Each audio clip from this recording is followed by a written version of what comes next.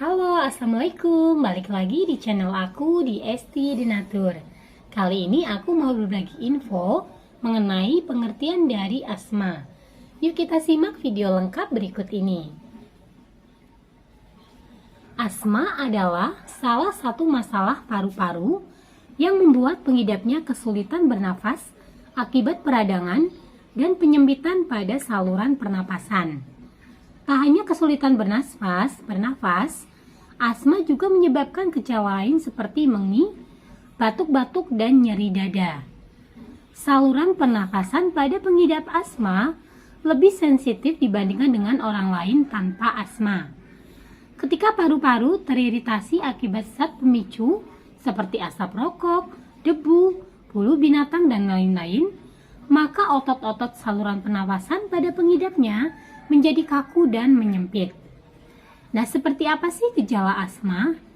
Seseorang yang mengidap asma bisa mengalami beragam gejala seperti sesak dada, yang kedua batuk, terutama pada malam atau dini hari, yang ketiga sesak napas, kemudian mengi yang menyebabkan suara siulan saat mengeluarkan napas. Nah, pola gejala pada setiap pengidap asma pun ini bisa berbeda.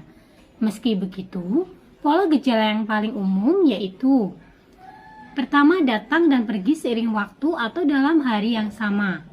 Yang kedua, mulai atau memburuk dengan infeksi virus seperti pilek. Yang ketiga, dipicu oleh olahraga, alergi, udara dingin, atau hiperventilasi karena tertawa atau menangis. Dan yang terakhir atau keempat, lebih buruk di malam hari atau di pagi hari. Nah, faktor risiko asma itu apa saja sih?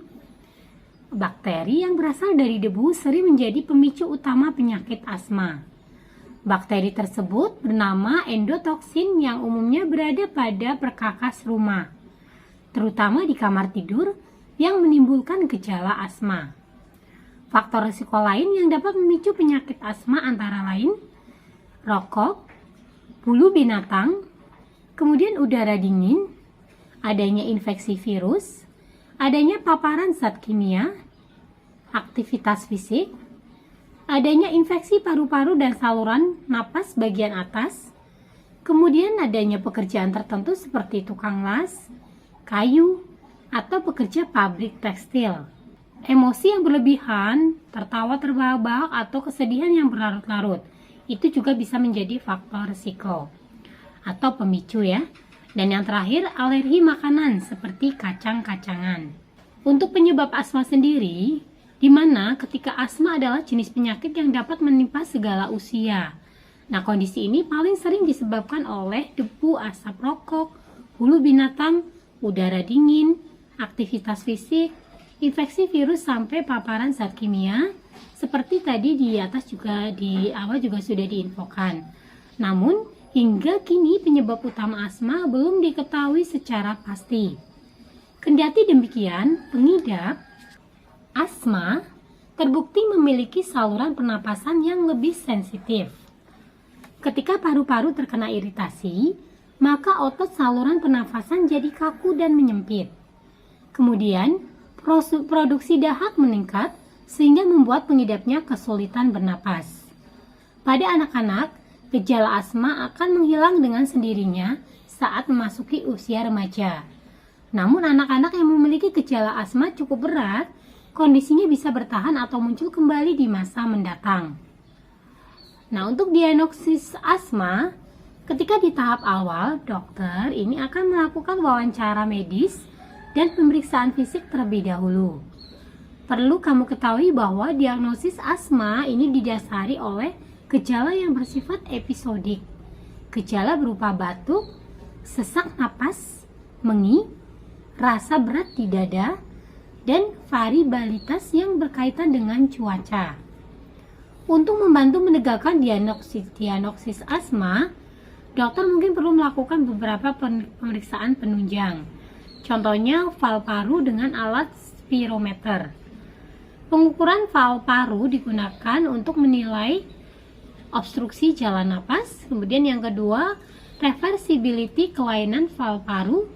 Dan yang ketiga, variability valve paru sebagai penilaian tidak langsung hiperresponsif jalan napas. Ada pula beberapa tes lainnya untuk membantu dokter untuk mendiagnosis asma, yaitu yang pertama, pemeriksaan arus puncak ekspirasi dengan alat peak flow rate meter. Yang kedua, uji reversibilitas. Yang ketiga, uji provokasi bronkus untuk menilai ada atau tidaknya hiperaktivitas bronkus. Yang keempat, uji alergi untuk menilai ada atau tidaknya alergi. Dan yang kelima, fototorak untuk menyingkirkan penyakit selain asma. Ketika kita bicara komplikasi asma, ini karena penyakit asma yang dibiarkan tanpa penanganan bisa memicu berbagai komplikasi. Seperti yang pertama adalah masalah psikologis seperti cemas, stres atau depresi. Yang kedua, menurunnya performa di sekolah atau pekerjaan. Yang ketiga, tubuh sering terasa lelah. Kemudian yang keempat, gangguan pertumbuhan dan pubertas pada anak-anak. Untuk yang kelima, status asmatikus, yaitu kondisi asma yang parah dan tidak dapat merespon dengan terapi normal. Yang keenam, pneumonia. Kemudian yang ketujuh, adanya gagal pernafasan. Yang kedelapan, kerusakan pada sebagian atau seluruh paru-paru. Dan yang kesembilan, bisa menyebabkan kematian. Nah, bagi yang sedang mengalami keluhan asma dan sedang mencari produk, terutama mencari produk yang berbahan herbal, dari Denatur Indonesia ini memiliki produk herbalnya. Nah, untuk produknya ada apa saja? Ini ada dua macam produk, yaitu ada Detopar Denatur dan PPK Denatur. Tidak perlu khawatir untuk keamanannya karena produk-produknya ini terbuat dari racikan bahan herbal alami. Selain itu, untuk produknya pun ini sudah terdaftar di BPOM, sudah ada izin Dinkesnya, dan bagi yang muslim juga tidak perlu khawatir karena sudah halal MUI. Dan Denatur Indonesia ini sudah memiliki ISO 9001-2015. Di setiap botolnya pun ini tertera nomor POM TR yang sudah didaftarkan. Untuk Detopar Denatur, nomor POM TR-nya 163-394-651. Kemudian untuk PPK Denatur, ini POM TR-nya 173-399-911. Nah, demikian untuk informasi kali ini. Semoga bermanfaat. Dan bagi yang ingin memesan produknya, silakan langsung hubungi saja kontak kami di nomor 081 329 878 999. Sampai jumpa di video berikutnya. Terima kasih. Wassalamualaikum warahmatullahi wabarakatuh.